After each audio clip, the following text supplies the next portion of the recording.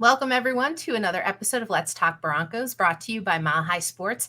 I'm your host, Bree Maestas, joined as always by Zach Seegers and Joey Richards. You can find all of Zach and Joey's excellent work over on milehighsports.com and catch all of our previous episodes on YouTube, Spotify, and Apple Podcasts. Joey, Zach, how are you both doing today? I'm doing good. I went to the Rockies game last night, which was interesting. It was fun. I'm not a big baseball guy, but man, for a sport that is so slow, and I don't watch baseball like that. I can't believe there's challenges in it. That blew me away when I saw the Rockies were like challenging the play. I was like, okay, can we hurry this thing up? Like, I don't know, but yeah, it was fun overall. I've had a good day. Zach, how are you doing? I'm doing great. Excited to have Broncos football back. Excited to be back doing the training camp thing again and diving into the season, watch this team play, learn some of the new breakout stars and everything. It's been really, really fun. Yeah. And as everyone knows, today was the first day of training camp open to fans. I think we all had a tremendous time out there. Zach was covering it there on Twitter. You can find the thread if you go follow him over there, Zach_Seegers. I want to remind anybody watching on Twitter that you need to jump over to the YouTube stream, which is linked in the thread, so you can get your questions and comments highlighted on the screen. And I've got to say, the energy and excitement today, the crowd was cheering, the field was loud. There was a lot of energy out there. Zach, how did you feel about today, and what did you see out of training camp that you want to start talking about tonight first? Yeah, I thought there was a lot happening, but I think the first thing to address is a bit of a mea culpa on these running backs. I'm maybe shouldn't have been as harsh as I was on Melvin Gordon, and maybe we should pump the brakes a little on the Javonte Williams stuff. I thought Melvin Gordon looked fantastic today. I thought he had the best runs of the day. I saw an article out there highlighting him as one of the players that had a rough day. I couldn't disagree more. I thought this day was awesome for Melvin Gordon and for him maintaining that role as kind of the 1B back. I think Javonte's going to be 1A at least. I think that's set in stone. But if Gordon wants to be the 1B instead of the 2 back, he's going to need more camp performances like today. I thought he was awesome. His vision was evident, finding cutback lanes, finding the hole. While Javonte, frankly, maybe it was just going up against the first team defense more. And, these guys not really blocking at this point. But Javonte was stuffed frequently while Melvin Gordon had a few big runs. And that, I don't know, made me a little nervous about Javonte because it looked like some of the outside zone looks we saw from him last season. So you're saying while both running backs were getting the ball in the end zone, Gordon was doing just a little bit better. I didn't see any. I'm talking in general, which Okay. I think favors Gordon even more so, not just about the end zone. Go ahead, Joey. I will say this too. I wasn't there. I'd like to also throw this out. I was not there today, so I'm going to be kind of learning more from Bree and Zach here. But I will say this, that for running backs, it's so tough, especially for a guy like Javonte Williams, where his contact balance is like obviously the number one thing, and he's not just good at it; he's elite at staying up. And to highlight that type of stuff, it really is going to have to be like a live type of thing. It has to be preseason. That's the type of arena or regular season, an actual game. Javonte Williams, that's where his strengths are going to shine. You do want to see the vision improve upon. To Zach's point, that's one thing that I think all Broncos fans can take away from last year when you're analyzing his film.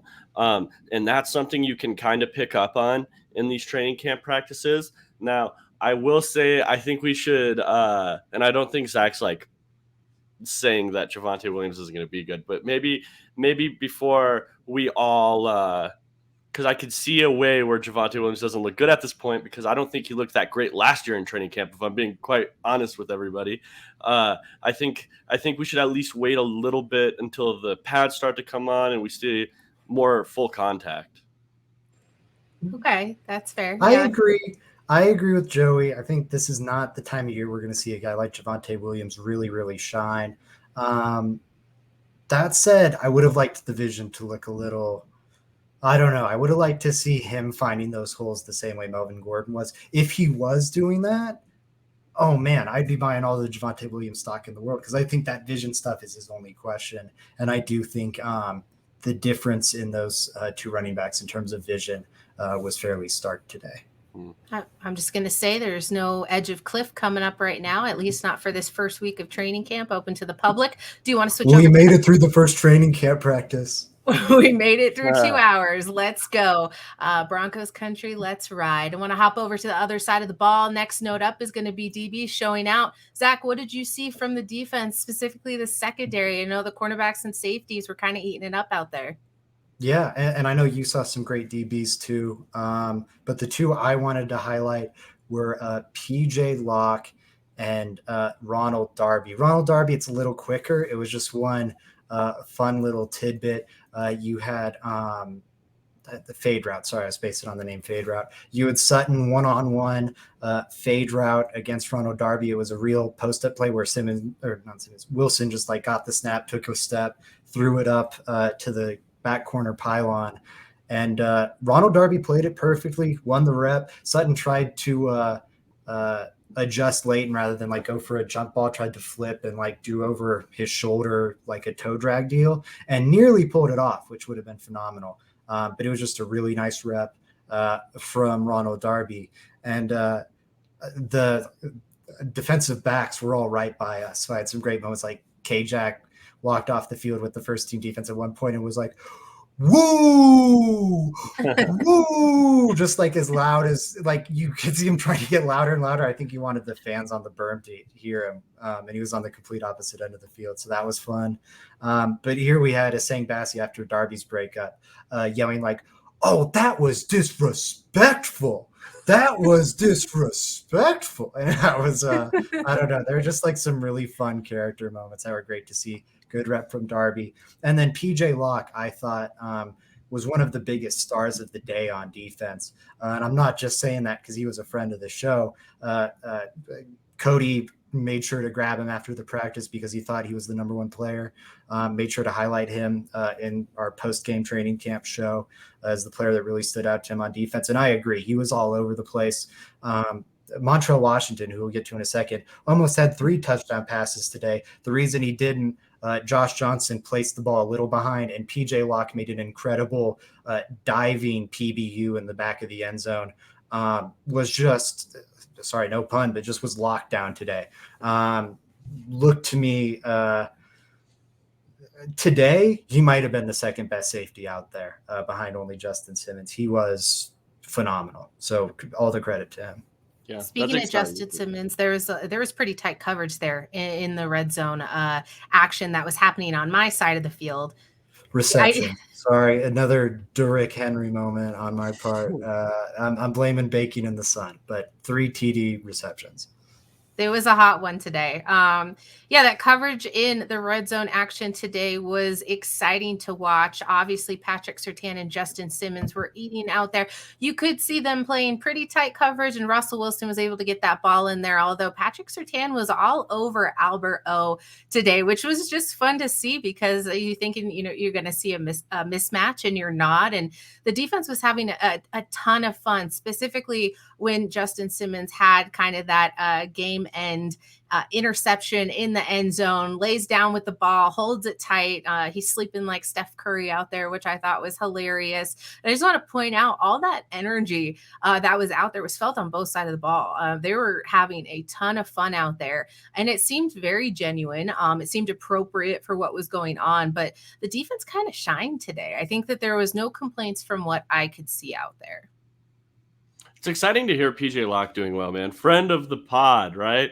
PJ Locke, great guy. I loved his story. So it's awesome hearing that he's playing so well. I mean, that safety room is loaded in a lot of ways. Like, I don't think like we have like 6 starters or anything, but from top to bottom in that safety room, you have a bunch of different guys that you could see filling in the back end of that roster, contributing on special teams, as well as I don't think that PJ Locke can't go out there on the field and get snaps. I really don't. I saw it in the preseason last year. I thought he was good. And if there was a situation where, so if you got a bunch of players hurt in that safety room, I wouldn't be like, oh no, we have to play PJ Locke, right? Like I could for some other Broncos players if that same situation happened. Yeah, I think the Broncos safety room did on what you're talking about with the talent there.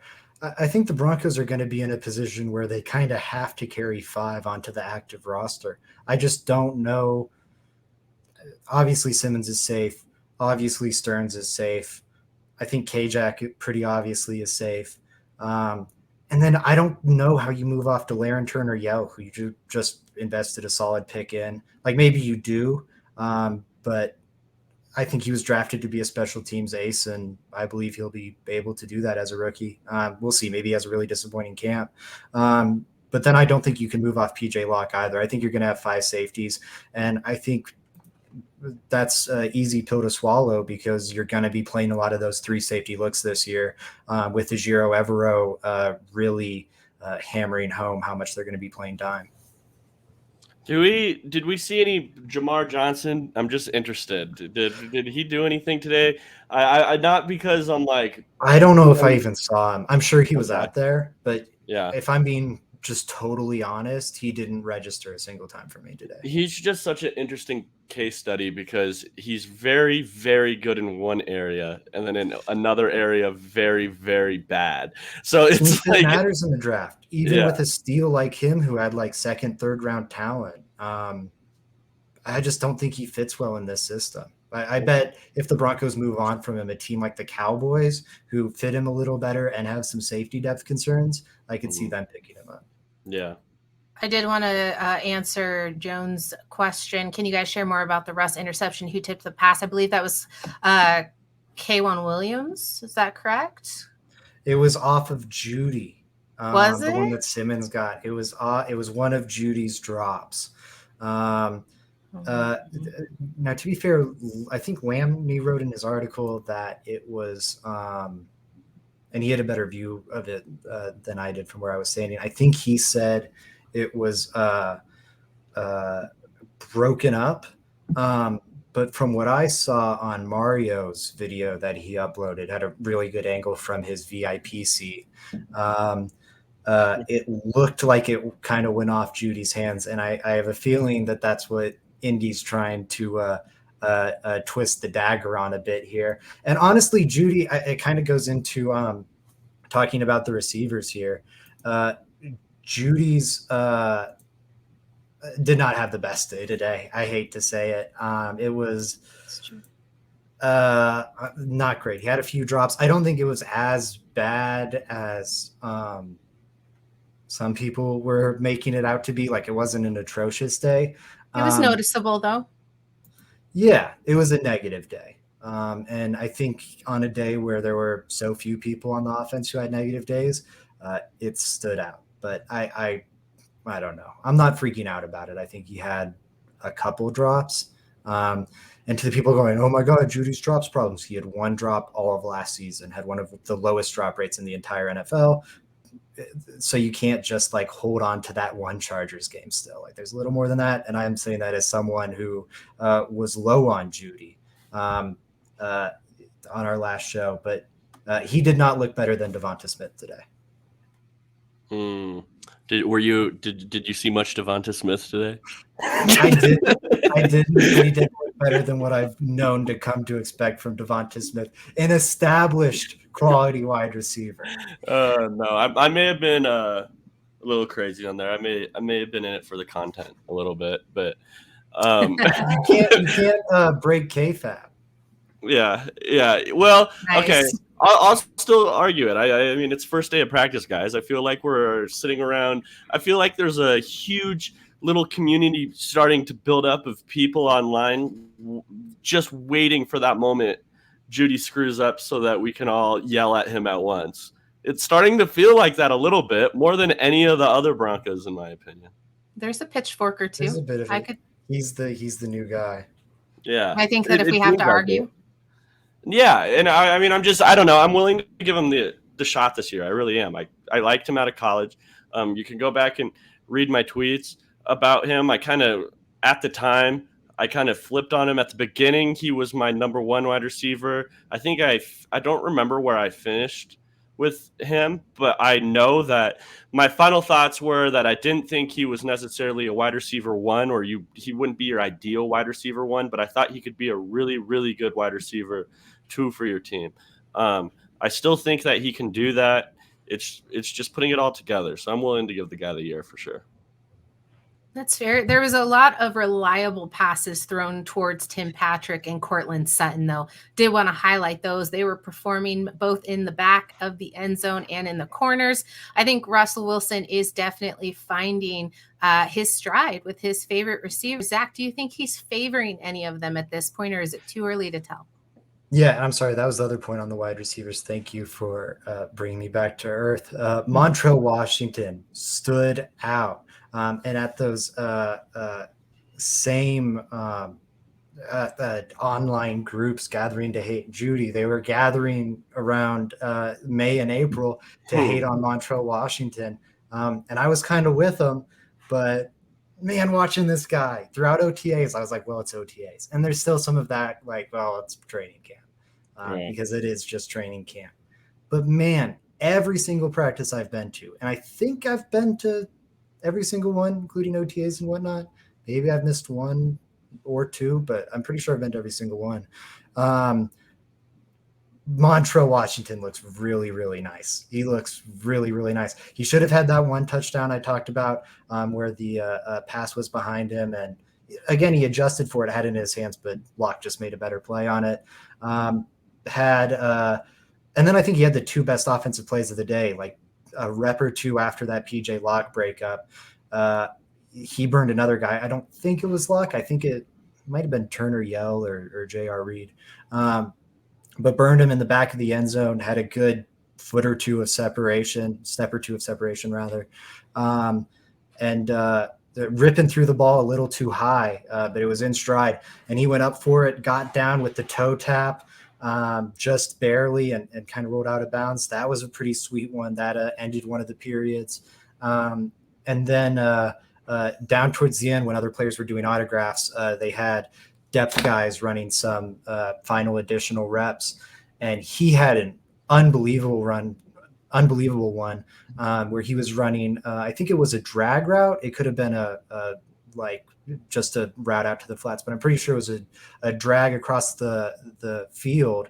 And then right by the sidelines, I think it was Rip hit him. So he has all that momentum carrying him towards the sidelines out of bounds. And you saw him gather, chop his feet, like kind of to try and slow his momentum, and then dive, redirecting that momentum to get inside the pylon. And it'd be one where I think you'd have to replay it to see whether or not he got in. But from my angle, it looked like he got in just barely. And it was a different angle and everything from that famous Reggie Bush play, but kind of that same basic concept where you have all your momentum carrying you out of bounds, and he just made this awesome leaping effort to carry himself across the pylon. And yeah, stood out to me, both those plays. So, and then in the returning drills, noticeably stands out as their most electric returner. So I'm just excited to see it in live game reps where he's going to have to play through real contact and see how he adjusts to that. That's exciting, man. For a player that when he came out, I think a lot of Broncos fans were really, really worried about. I remember that quote of him saying that he didn't think that he would be drafted. Stuff like that really freaked me out. Yeah, so that's exciting. Bree, do you have anything to add to Washington there? It just made me want to root for him more, knowing so. I've had the opportunity to speak with him as well, and I just find it very endearing. You want to root for the guy. So coming into camp, I was calling him my rookie to watch, and so I'm just really excited to hear all of Zach's reporting on how well he is actually doing and being able to show out there during training camp. Glenn Hauser does ask, Zach, you're describing the returners in your thread. Do you think Washington will be that guy? My dog's going crazy right now. That's fantastic. I really do think Montrell Washington is going to be the guy. Please stop. I think Montrell Washington is going to be the guy. I think was noticeably the best returner. Caden Davis was the only one I thought who held a candle to him. And you drafted Montrell Washington, so if it's close, you're going to give it to the guy you invested in. Thank you very much, Jedi Joshua. Yeah, thanks, man.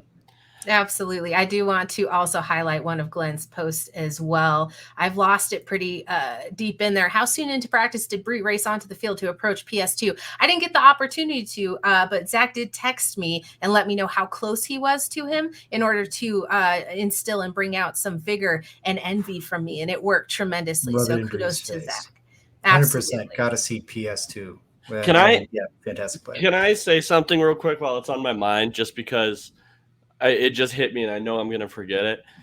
I want to point this out. There is a certain type of, and this, we're coming off of Washington, right? But this isn't to do with Washington at all. I'm just making a statement here. There is a certain archetype of player that performs really, really well. And this goes back to more of my Javonte Williams point that I made earlier. Without pads on, it's kind of like, I don't know if anybody in the chat here has played basketball, but like for me, I'm really good when I play in 3-on-3s, but I'm not very good because I've never played 5-on-5s. I'm just not that great in it. It just, things change, and I draw the parallel to without pads to pads.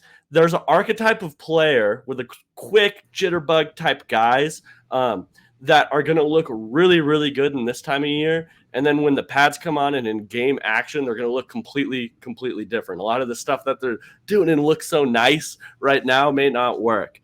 I don't like it. I don't. I don't like what you're.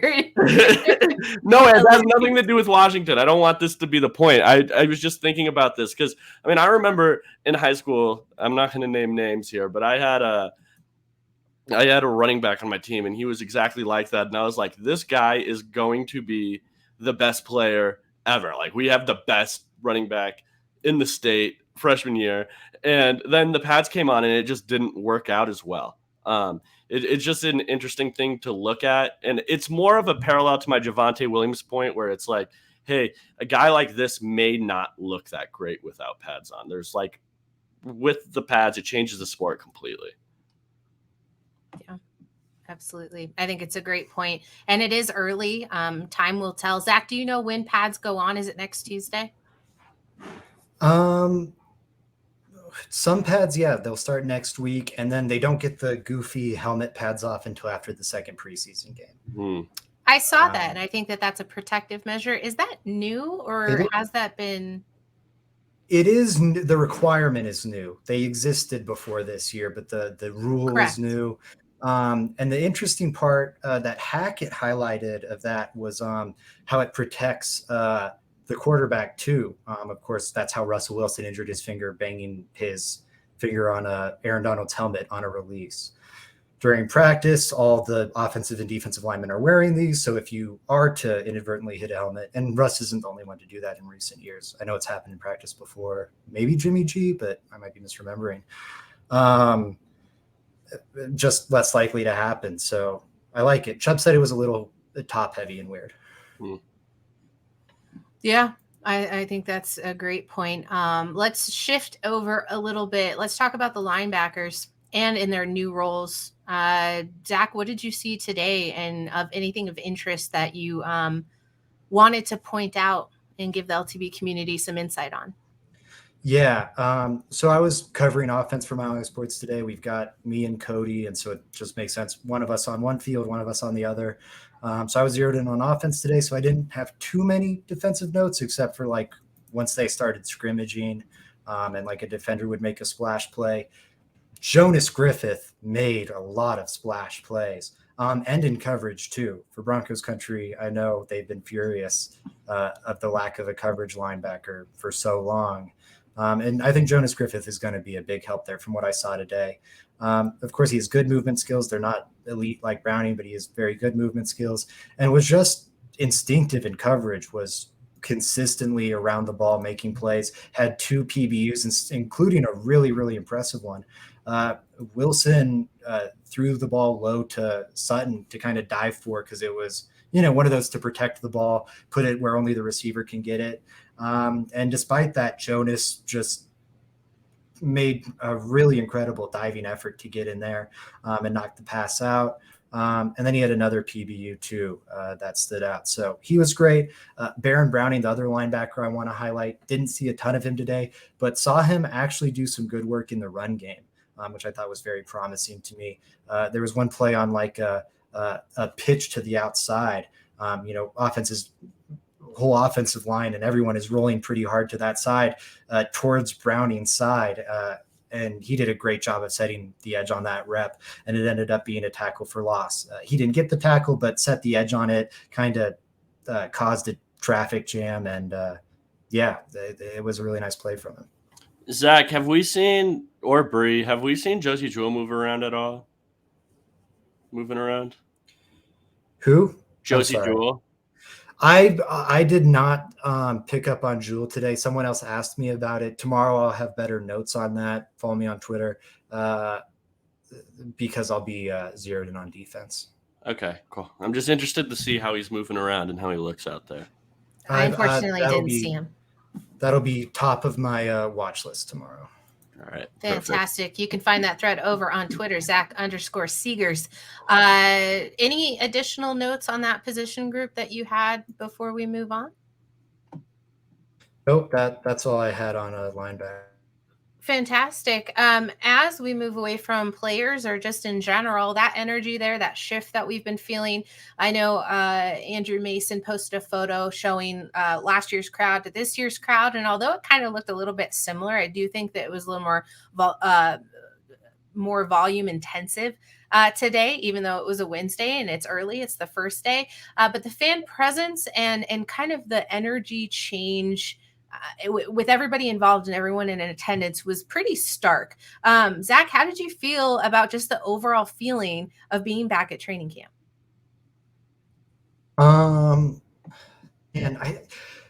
So it was better than it's been in recent years, but I was surprised at still how quiet it was. I've heard it.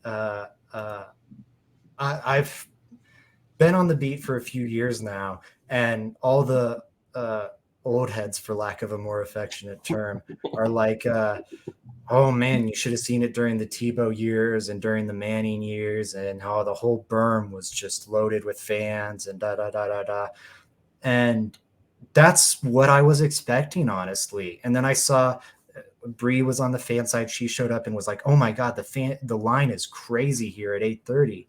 And it seems like all the diehards felt like they had to show up early and showed up early. And then no one showed up after them. The berm was only like half full. It was more full than it was during like Locke and Teddy, and the fans were more engaged and excited. But it wasn't quite the show out I was expecting. I think Friday and Saturday are going to be pretty insane, but I think we saw the toll that like the last 6 years has taken on this fan base. It's an interesting note. I think I'll be really interested to see after Friday and Saturday what happens. Once a lot of these fans get their first taste of training camp, are they going to want to come back type of deal? I'm sorry, I was reading a comment. I'm so sorry. Yeah, for sure. I was just saying that I think it'll be a big test to see after Friday and Saturday. I think we all expect those to be absolutely crazy loaded with fans both those days. But if it's exciting and people get into it, football season, you get that football season blood in you a little bit if they return, right? If that carries on past that week, past those days, I guess. I think it has to ramp up, right? I think like maybe that's the optimistic side showing out. It gives you a little bit of hesitation, like, oh no, are we playing this up a little bit more?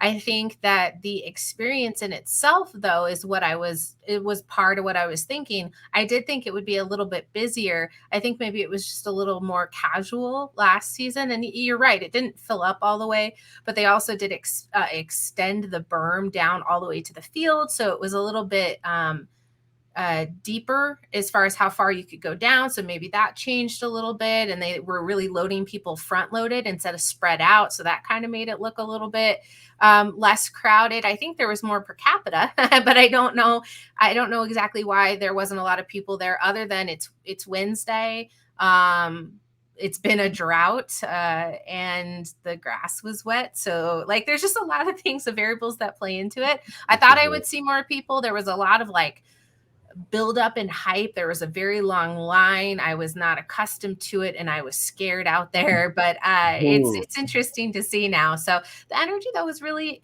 intense, and I do want to just note it was also coming from the players on the field. They were celebrating absolutely everything, every play that went well for their side of the ball. They were cheering. They were.